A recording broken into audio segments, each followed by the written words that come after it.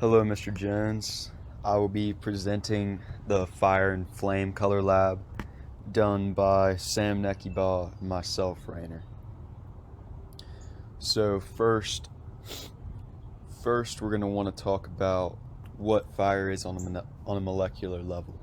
And fire is the product of a combustion reaction between oxygen and some sort of fuel.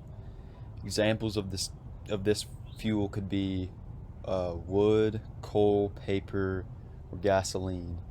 In order for a fire to start, the fuel must be set to its unique ignition temperature, and the ignition temperature is the temperature required for the fuel to create fire. Examples of this ignition temperature are wood, which requires about 250 to 300 degrees Celsius, and coal, which requires around 500 to 600 degrees Celsius. So, as you can see from these examples, ignition temperatures vary between fuels for sure. Some sort of energy, such as the energy from a match, heats the fuel, and that produces the volatile gases, what we call smoke. And that gas reacts with the oxygen around in the atmosphere, finally producing fire.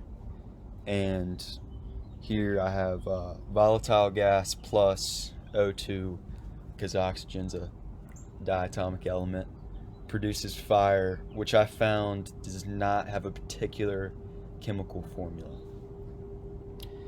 Now we're going to talk a little bit about flame color. Flame color is produced by electron excitement in gas, and when the gas involved in the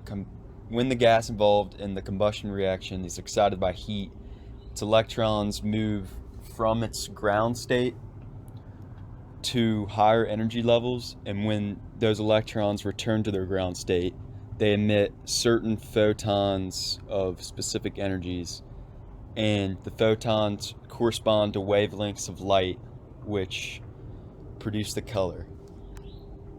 The color of the flame depends on what you're burning and the amount of energy emitted by the electrons of the volatile gas. The color tells us how hot the flame is. The blue flame is the hottest, and it can get up to about 1500 degrees Celsius. And then as you get inside the flame is cooler and has colors like orange and red. Scientists often perform flame tests and burn elements such as lithium, calcium, sodium, and barium, which all have different colors in red, orange, yellow, and green. I found it interesting too that flame color can even differ in different forms of the same element. Copper 1 was found to burn as blue, while copper 2 was found to burn as green. So that is flame color. Now let's talk about the experiment we did and go into more detail about flame color. Hello, this is a brief explanation of the flame color experiment.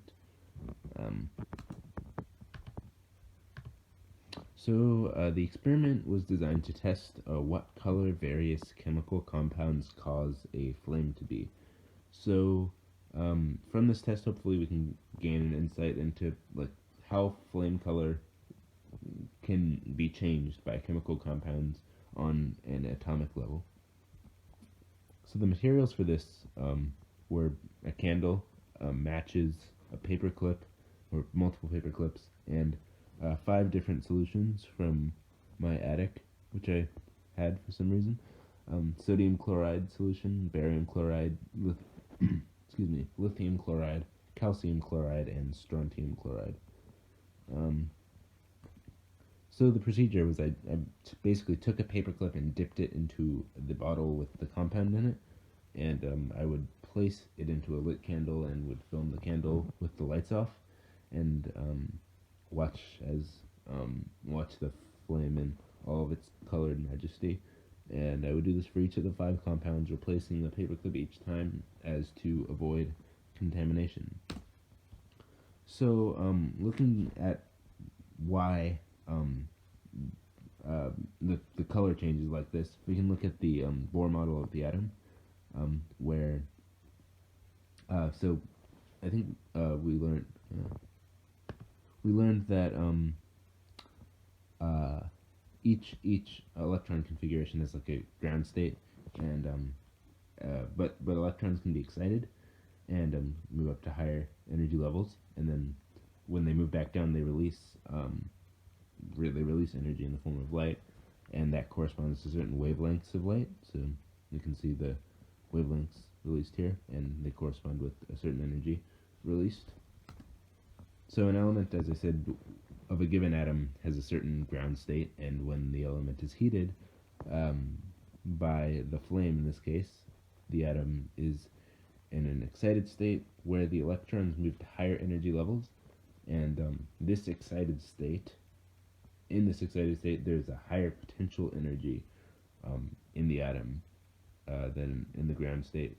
So if you think about like a ball, if you hold a ball up, it has a potential energy, gravitational potential energy, and it wants to move down. And so in this case, when the atom returns to the ground state, electromagnetic radiation is released in the form of light, and this is called emission. And hydrogen, for example, will release 4 possible wavelengths of visible light, depending on the excited state, called the Balmer series. So a photon is the particle of this electromagnetic radiation, and the energy of the photon is defined by the equation E photon equals E2 minus E1 equals HF.